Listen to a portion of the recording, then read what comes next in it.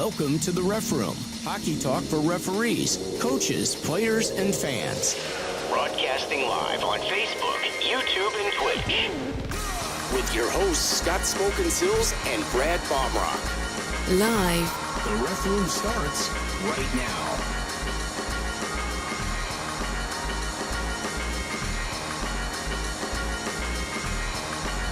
And now your host.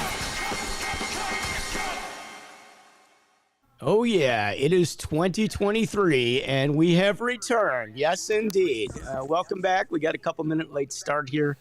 I think we were off for too long, so had to reboot and reload everything. Anyway, welcome to the Ref Room. I am Scott Smokin Silz, joined by our local referee in chief, Mr. Brad Baumruck. It's been a while. How you doing, my friend? I'm doing good. It hasn't really been a while for us, though. I've talked to you quite a few times. Yeah, I know, but but officially for everybody else. Yeah, Brad and I talk a lot, actually.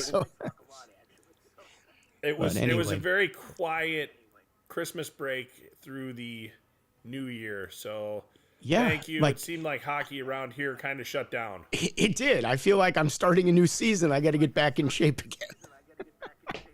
I mean, we had a couple weeks off. Okay. I can't remember the last time we had a couple weeks off during the season, and just kind of funny how the holiday fell on the Saturdays, and that kind of screws everything up. So probably a welcome break. I felt good. I skated a lot this weekend, and it was pain-free. So I'm happy. Yeah, I slept a lot this weekend. I won't lie. I relaxed. I spent time with my kids. I mean, nice. After having everybody here for Christmas, I needed a break. Yeah, no, that's cool. Lots to talk about, I guess. We had World Junior Championships to kind of kick things off. And I don't know about you. I mean, I watched some of the games. I didn't get to watch the full games, but I enjoyed some really good hockey. Boy, that Bedard would look awfully good in a Blackhawk uniform. That's all I can say. He tore it up. I agree. I mean, I don't know how much he wants to wear a Blackhawks jersey. I mean, could what be team do you think he wants to wear? I mean, he's coming into a new team. Yeah. But, they had some great players. I mean, Team Canada, wow. That was a great final game. I mean, unfortunately, I was watching the game with no sound for the finals, which kind of, isn't the best way to do it. But that Czech team looked awfully good. They hung in there. The U.S. had some great players, but, man, Bedard is the real deal, and they got a few other guys. I thought Wah was pretty good. I forget what the captain's name is, but he was awesome. And they got some good players. That was a good World Juniors. The only thing I kind of took from that, not about you, I'm going to jump right on this for those of you that watched. I'm not really feeling the jersey tucked in for the referees. The European referees are wearing jerseys that are tucked in. I don't think it's a very good look. Sweaters, yeah. Well, it looks like a jersey, and it looks like a hip-hop jersey because it's about 4 sizes too big for those guys. And then, you go to the finals, and you got 3 guys that are dressed appropriately, as we'll call it, like referees should dress. And then we got 1 guy with the tucked-in jersey. Like, he looked like an odd man out. I'm sorry. Just, they don't look the same. Just not a good look. Just saying. What's interesting about that, Scott, is until you pointed it out, I didn't even notice. I was too busy watching the 2 teams play, and it was a good hockey game. So I enjoyed it until Canada started to run away, unfortunately. Yeah, well, I always say that, you got to look the part, and I just feel like, man, it doesn't look. I don't even like. They don't have collars on their jerseys either. I don't think it's a great look. What can I say? I mean, the collar okay, choice. but the tucked in jersey, not a good look. By the way, I think I sent you a link, so we had a couple people that checked in that aren't showing their names on Facebook. How's it going? Thank you for that. I don't know who that is. But I sent you a link, Brad. I texted it to you. If you want to post that. I tried to post it on there earlier. Yeah, so if you guys, if you'd be kind enough to click the link, that'd be great. Yeah, Karen, you're right. There is a little echo, and that's because Brad's wife displaced his earbuds, okay? So that is a problem. So you are going to hear me because I can hear myself coming back. That is a, we're going to blame that on Brad's wife. Not on Brad because, Brad doesn't take care, he's got everything taken care of for him because he's such a busy guy. So, we'll just, we'll blame the wife, okay? Let's just say 3 There's games this weekend, 4 game reports had to be filed. Oh, man. I steered clear of that. I mean, I had a nice weekend. Not much in the way of issues, so I sympathize. And here is the link, guys. So Brad has posted it. If you will click that link or copy it and put it in your browser or whatever you have to do, that will allow you to post on Facebook like approved. So your name will show up, and we appreciate that. So if you're watching, please click that link. Also, while you're there, give us a like. We could use a like every now and then, and hit the subscribe button if you haven't, and the notification button and all that good stuff, because it only helps spread the word. You walk into the ranks, all the coaches want to ask you, all the parents come to you and ask you all these questions. The referees call you and ask you these questions. Please watch the show, click the link, participate. Don't be ashamed. I mean, Brad and I will be the first ones to point out our mistakes and our issues. We are happy to share that information and hopefully, you get something out of this show every week, even if it's a little tidbit. I know a lot of you guys are listeners or viewers watch this on the replays, so it's a little tougher to participate. But if you put a comment up, we will respond to you. We appreciate the comments, and we will certainly respond.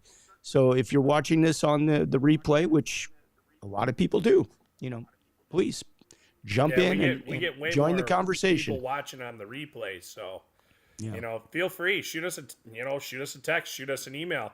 Yeah. Scott, you had one that somebody texted you, I don't know, 2 weeks ago, something like that. And you called me up and I'm like, oh, all right, hang on. And we went and we pulled it and we were able to send it to the person. So, so I don't mind. It doesn't take very much time normally. I normally know where it's at in the rule book.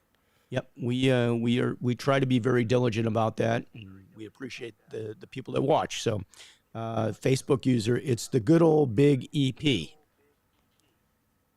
All right. Eric Brewa. Oh, okay. What's up, buddy? There he is. See, now he clicked the link. See the difference?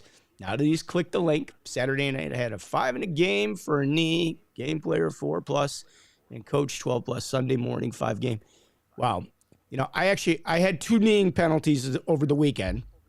One, not a big deal. I mean, it was a 2-minute penalty, but I did have a knee, and I, here's something we could probably talk about, and that is Scott. I got a quick question for you. Were both of your knees from the offensive player or the defensive player? Oh, you had to ask me that. Think about it real quick. I know that the one that I'm going to talk about. Well, I know the defensive player is the one that got a little bit of a injury or a tweak, but I did not know that. The offenseman got him. Yeah. So here's what I was going to point out. We talk about the injury penalties and the 5 in the games and, which door are they going out and all this good stuff. We always want to err on the side of caution and safety for the players. But, sometimes you'll have something, had a knee, arm went up immediately, but, player skated off. Like, no issue. Like, player just went right off the ice, just like they normally would on a line change. Didn't see him limping to the bench. Didn't see him struggling or anything else. But then I saw that player later leave the game and, go around. They didn't go across the ice, but they went around. And I felt terrible. Like, I would have assessed the 5 in a game. No questions asked. I saw the knee, had the arm up immediately. But at the time, it doesn't seem as serious as it could be. But again, we're watching. We're watching for the response. We're watching what's going on. Do you have anything you want to throw in on this, Brad, that you want to let the rest of the referees know? Like, I mean, we are willing to make that call. I'd have gone 5 in a game in a heartbeat if I thought there was an injury, but we're not. Yeah, the one thing about kneeing, Scott, is my determination always between a 5 in a game knee and a minor is always, was there the intent there? And I know that sounds crazy, but was it a play of desperation? Yeah, there's intent there, and the guy's going to beat him out, and they clip him. Okay, or they happen to have it out, and yeah, it's intent, right? But they clipped him. That's way more different than they're 10 feet away and they clearly stick it out, which you can always see. Yep. I agree with that. So when you're looking from the front or the back or even the side, what you're looking for is a separation between the upper thigh and between kind of the groin area. If you can see that separation, that player had intent. And if you're on the front side, it's even more apparent because they turn their leg inside or they turn their leg outside so that they expose the inside of the knee.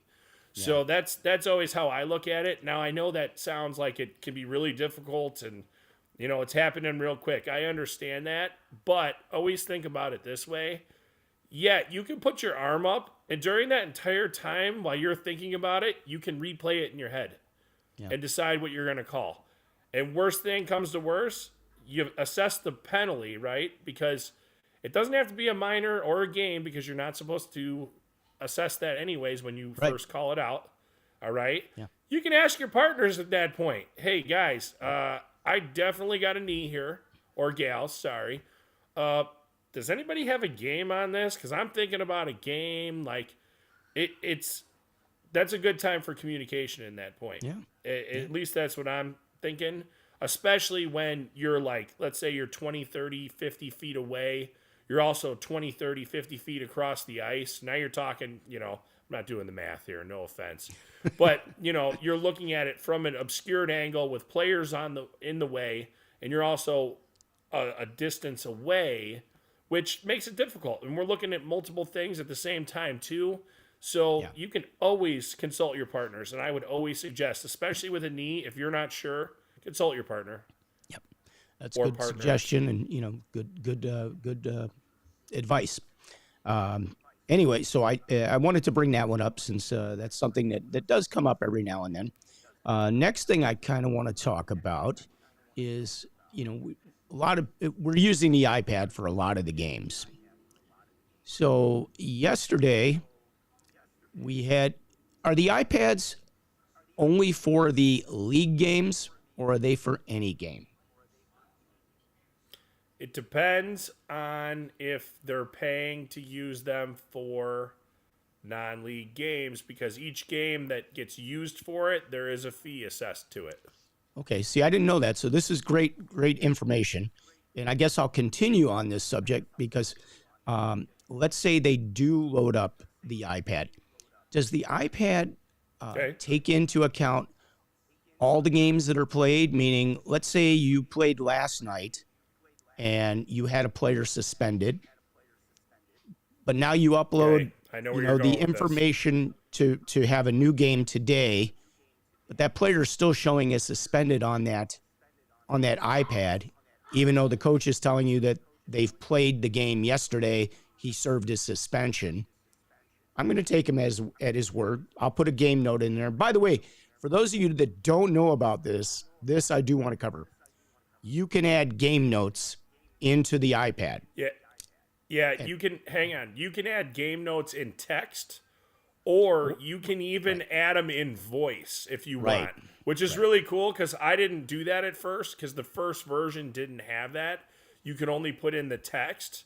Yeah. And it was only a generic thing at the end. It was like a box on like the overview, basically. And you could put in your game notes. Well, they actually moved it now. I'm using my hands. I feel crazy right now, but it comes up right away, like where it's in each penalty too. So like I had one where a player was playing with a broken stick, and if I remember correctly, at that time there was no penalty for the broken stick, even though they've added it. And I put a game note in there for it. And what's interesting is that game note shows up pretty clearly on the score sheet so that everybody knows what's going on with it. The voice one, I think the voice one would be, if there was something really crazy that you want to do, or you're being kind of, more thorough. Remember, don't ever put your opinion in any kind of game note or anything like that. When I want your opinion, place. I'll give it to you. Yeah, it was the worst hit I've ever seen in my entire life. Oh my gosh! Who are you? Yeah. And I'm not trying to put anybody down, but, I wouldn't put that in a game report ever, even if it was the worst hit I've ever seen in my entire life. And I've seen a lot of bad hits. Yeah. But it's Be just like one the of coach those saying, things. that's But the worst that game refereeing note, I've ever seen, until the next game, and he sees even worse. Okay. I got yelled at that on Thursday that I was the worst referee they've ever seen. Worst And I ever. was like, Worst ever. Never seen anybody really? this bad. I couldn't believe it. I was like, I think he went to mute mute the other part of the household. yeah, sorry about that. That's all right. So anyway, yeah. No, but those game notes are key. They're excellent. The leagues really look at those. I did one, kind of learned from a penalty shot I had called probably about a month ago, and was able to put a game note in there with the details, because we couldn't find a penalty shot scenario in there that could have changed by now. And now that they've got this voice thing that comes up right away, but I didn't use the voice thing. I actually used just the text area to put in a game note. But I was kind of curious as to how these update, because if they've played a game, I guess it's possible if they played on paper, we'll call it the iPaper instead of the iPad. If they play on the paper sheet, game sheet, then it may not send that information to the iPad saying, yeah, they had a game yesterday and that player served his suspension. So, you make a note and you take the coach on his word. We don't handle suspensions like that. So we just document what's happened and we move on. So I'm assuming that they do get those notes, and I'm sure that they definitely read them. So just some tips for you guys and girls, if you're out there and you're not sure or something, put a note in there, game note, good spot for it. Yeah. And a note doesn't hurt anybody. Think about it that way. At least, we'll set off a couple of alarms if it's needed. Yeah. But you'd also be super shocked at how much can happen in 4 or 5 hours after something comes in. I'm sure. Because, or I know how the wheels start turning, okay? Ends. Yeah. I'm aware of They start how turning quickly. pretty quick, and, especially here in this state, and I know a lot of other states are real good about it. They will definitely go to everything that they can, and they're going to be looking for that sheet right away. Yeah. So it's very interesting. You wouldn't think it works that fast, but it really does. There's a lot of people that are very concerned about our sport and the integrity of the sport, and also the player safety and everything else. Yeah. You'd really be shocked. One thing that I have personally noticed, though, sometimes when we do these game sheets and we do add a note or something, we don't seem to get a copy of the game report. Why is that? Like, if there's nothing going on, I'll get the game sheet. It'll show up emailed to me. Yep. But if you put a note in there or something, it doesn't seem to email to you. Is there some sort of a stoppage? You get ones that you don't need? I get the ones I don't need, and I don't get the ones that I need sometimes. So it's when you first go in there and when you put your name in. Slide the little bar across. I know. There should be a little slide button. Yep. I check that for every game. So some of the leagues. So now here's the kicker of it. So some of the leagues is the whole league. Just if you put it in, it updates across the whole league. And that's just how they have their league set up. If you put it in some of them, it won't update in all of them, which I've had that happen at AAA games to where they're playing like back-to-back games with iPads, and I have to put myself in the one and then myself in the next one. Now, here's the other interesting part is, let's say you referee a game today at 6 o'clock, which is in 2 minutes, right? And you get done at 7 o'clock. If the manager or whoever controls that iPad, if it's not connected to the internet at the time of the completion of that game, it goes nowhere. It just stays on that iPad until they plug it in and manually upload it to the cloud. So you'll never get it until it goes up to the cloud. Now, here's what I'll tell you is if I see one that I need the score sheet for now, when I lock the game, there's a little button over there on the right that's blue next to the game that says upload. If I see that it's connected to the internet and I know it is, I click the upload button and hopefully it uploads for them. Okay. Yeah, I just know the end game. I haven't done the upload the game. Maybe they really need to think about when it goes the back, iPad. It'll show you all the previous games that it has on it. Okay. Maybe they really need to think all about the way to having... the right on that column, there's an upload button. Sorry. Delay. Are you done? Usually it's me doing all the talking. All right. Well, I'm wondering if maybe they really should be thinking about having iPads that have the, like one of the carrier's connections so that they are able to get those up right away instead of having a delay that could be a day or two or three based on the fact that, Scott, now their iPad died and they got to charge it. And Well, Scott, a lot of them you can actually select during the game for it to manually upload throughout the game. And it's live uploading, live score updating, live penalty box updating, everything. I wasn't aware of that. Because there's a lot of the high schools that are down here because, a lot of the rinks are pretty good with the internet signal there. They just do it live. Okay. Interesting. That's cool. I mean, I don't know that all these rinks that we're in that I'm referring to always have internet available. That's very possible. So I don't know if it's coming off somebody's cell phone or whatever. I mean, some of them are Park District. They might not have internet, and some are privately owned and don't have internet or whatever the case may be. All right, good. What else you got for us today, Brad? I know we're going to make this kind of quick because I know you got a situation.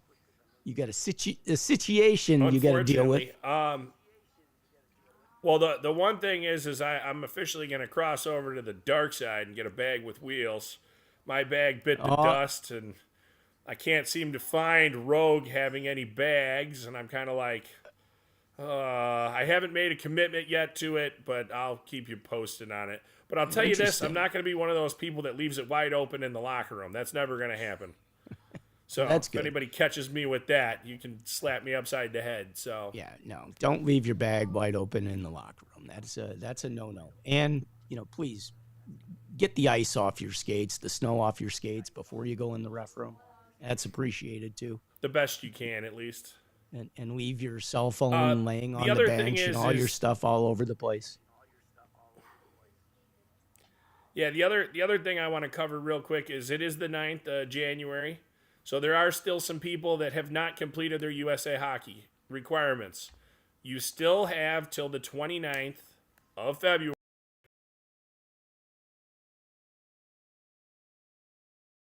10 p.m. Mountain Time here. Oh, there we go. Okay. You have till the 29th of February. Okay. So they still have a chance. Time. What time is still have a chance to get everything done, which would make them eligible for the spring league season and everything leading up to the new year, spring and summer. Yep, whatever you'd be completed for the next year.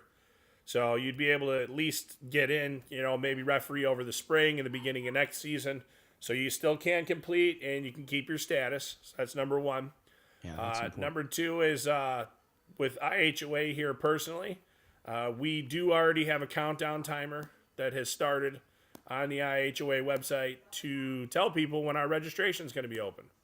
So if you're curious, feel free to go check it out. It's right on the homepage. We'll give them a plug because you did a lot of work, you guys, and put up a little bit of a new website. So if you haven't had a chance to check it out after the show, check it out at ihoa.com.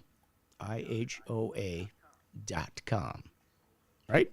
Yeah, somebody's done a lot of work, and we'll keep his name anonymous because I don't know if he wants the recognition. So, but if he wants it, we'll definitely say his name next time we talk about the site.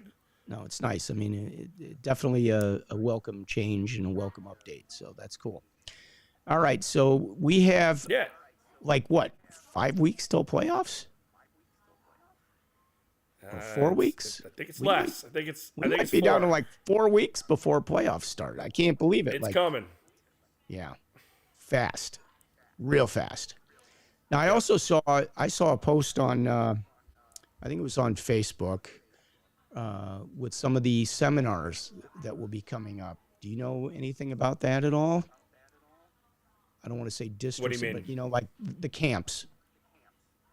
Oh, so it's actually kind of funny. I was trying to get a guest for today to come and talk about the USA hockey camps and all that stuff.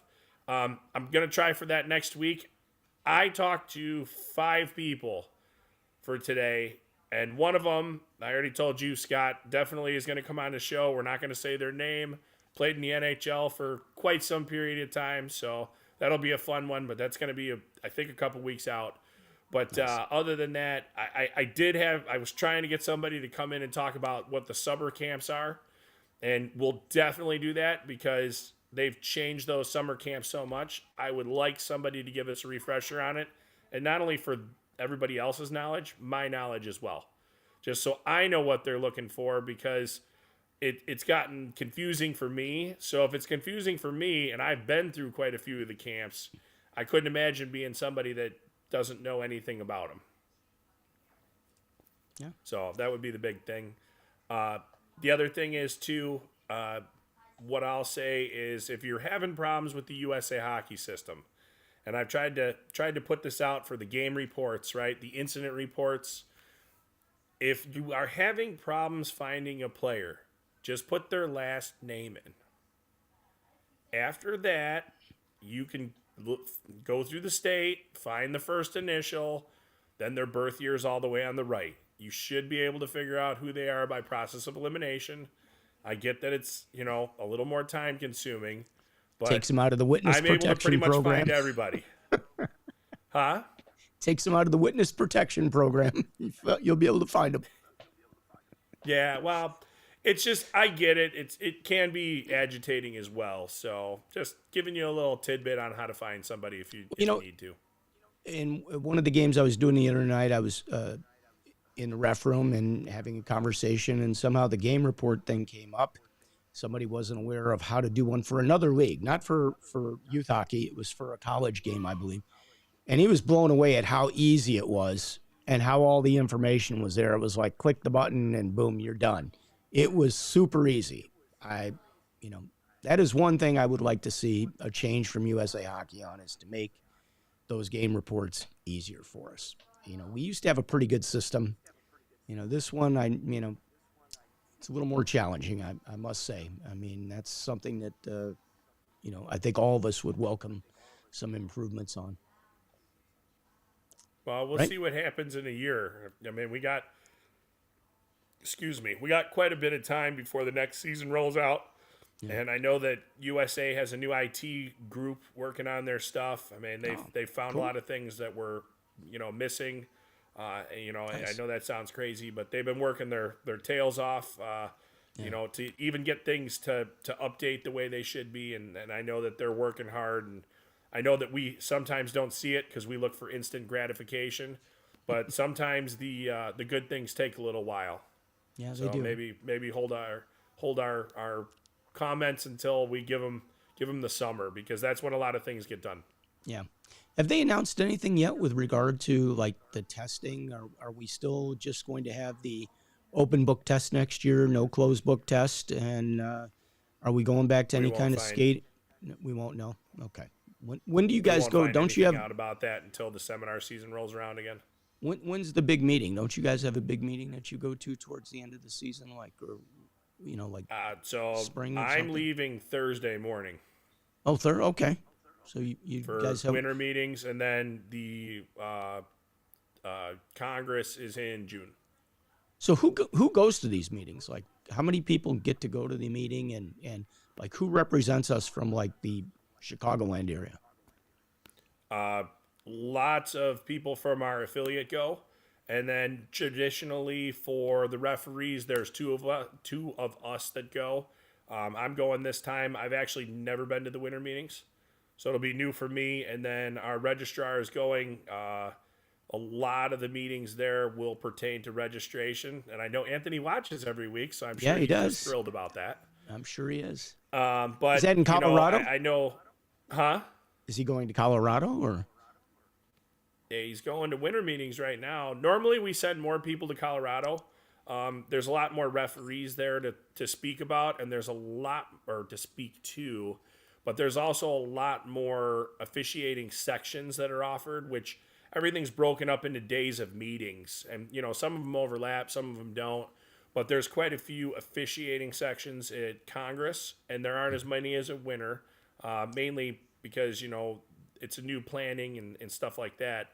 But that will definitely change, I guarantee it, when they do the next rule change, because they are going to vote on the rules at the last winter meetings and then suggest the rules at the time before that. So that would be the rule suggestions are going to be much earlier than they ever have been, because they'll be at the next or not this one, but the next Congress.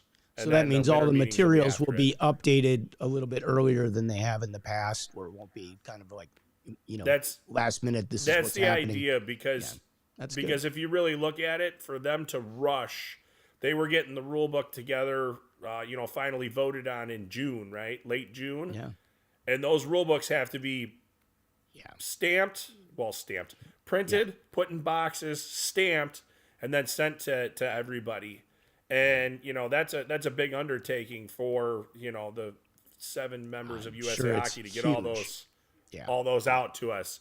So it'd be nice to give them a little bit of a break and, hopefully get them in a little better situation. And also, not only that way people can be informed of the rules. That gives the seminar committee that USA Hockey has to put together materials for us. So we'll probably hopefully be able to get those earlier, and our instructors will be more ready to go, and maybe we'll have some more stuff that we can even distribute out to our locals even earlier. Yeah, that sounds good. So I think it's good. I like that it's going to be earlier. So where is your winter conference then? Where's the winter meeting held? Florida, Orlando. Oh, nice. Okay. Taking golf clubs? No. Okay. No. How long do you guys go for? We get in Thursday, and then we're leaving Sunday morning. Okay. So we have quite a bit on Friday, sure and quite a bit Saturday morning. But other than that, we'll have quite a few side meetings. That's where you're able to hopefully convey some ideas and get the gauge of what everybody else is doing around the nation, and speak to them about it, because luckily when I go, I happen to know quite a few people there. So I get to see a lot of people that I don't see a lot or speak on the phone to, get updates with about them, their family. But the big thing is the sharing of ideas. Hey, we tried this. Why don't you guys try it? So that's what I look forward to. All the sessions are great. I don't miss going to class, but they are great. They're fun, and I do enjoy them. I get a lot out of them, but the things that everybody else is trying that we can try here is what I find the most helpful, at least personally for me. I've seen a few postings over the last few weeks with regard to, well, now it was a green band. It was down south. It was a yellow band. The newer officials having to wear an armband. You have any thoughts on that at this point? So they tried that in I forget where in Canada, and that's where the original green band thing started. And then I know that Wisconsin has adopted a yellow band for this year. We actually here at Illinois talked about having like the quarterback sticker that they have in NFL on the back of their helmet, so that the cameramen can find them. Sorry about that. The cameramen can find them. We kind of thought, we could maybe do that with referees, but then we kind of also thought about, A, who's going to put the stickers on the helmets? B, when do they remove that sticker? Okay, that's a big thing. And C, what happens if they have that sticker on there? So that would have to be lots of things that would have to be thought about and figured out. And how do we distribute them nowadays? Because it's even more complex with, seminars being partially in person, not in person. We could put them on their helmets, but then again, who's going to take them off? And who gets them? I mean, I've seen the bands online. I never worked with one with a band on. Just from a personal perspective, I don't think we want to be different out there. I don't like it. I mean, you work with your partner, you're an equal. I don't think it's right that, somebody's being singled out. So that's why I was kind of asking about this. That's just my own personal opinion. No, I'm sure other people may feel it's easier for somebody, or it takes the pressure off somebody. I don't know. But, we have games where we work with somebody that I worked with an official the other night. I've been reffing for 11 years. I've never worked with him, and he's a vet official. So it was fun to finally work with somebody that I certainly knew, but never had worked with. And I worked with somebody, I think, yesterday. I think he's been reffing for 4 or 5 years. So we still come across a lot of new, I'm not going to say new people. They're not new to the officiating world, but, we work with new partners all the time. And even if it's a veteran official, you feel out the first few minutes, you see what where everybody is on the same page and you adjust real quickly, but it'd be no different when you're working with a newer official, that whether they have a band on or not. And, vet officials Scott, need to step up and take the pressure off some of the newer people if they're less experienced. The interesting point you make, Scott, is that we're singling somebody out, and that might not be bad for the younger officials. That could be something bad to where a young official is wearing a band, because let's say they're new. Let's say we did this for all the new referees the first year, right? Because I think that's kind of the take on it. Yeah, there's the minor part, but they've tried this different ways across the country. And that might be okay for a kid, but that might not be okay for a guy that's 44 years old that just wants to referee, and he's doing a youth game, just to get on the ice, with a kid that might be 20 who looks like they're 14. Well, now you put that official in an embarrassing situation to their ego. And I don't think anybody wants to do that. It's a tough line to walk. Well, I mean, you do have occasions where you can have a 16-year-old out there that's got, 2 or 3 years of experience, and they might be the senior official on the game. Let's be honest about it. We do have a lot of guys that come in their 40s or 50s and start reffing. So, I mean, you're new, but I know that a lot of times if you have a guy that's 50 that's out there and you got somebody that's 20 out there, they probably think the guy that's 50 is the senior official. And that's not the case. He may be a brand new official. He may have worked a handful of games and that's it. So, I think people need to take that into consideration, that, age doesn't mean you're more experienced or less experienced. I mean, that's just how it rolls here. And I'm curious too, so we start the option for people to become refs at age 12, used to be 14. What is it around the country at most of the other states? Are they 18? Are they 14? Does USA Hockey have a 12? But a lot of them are 12. But there really is no age. I know there's a couple places that are 10. Now, that's how it used to be here well before I started refereeing.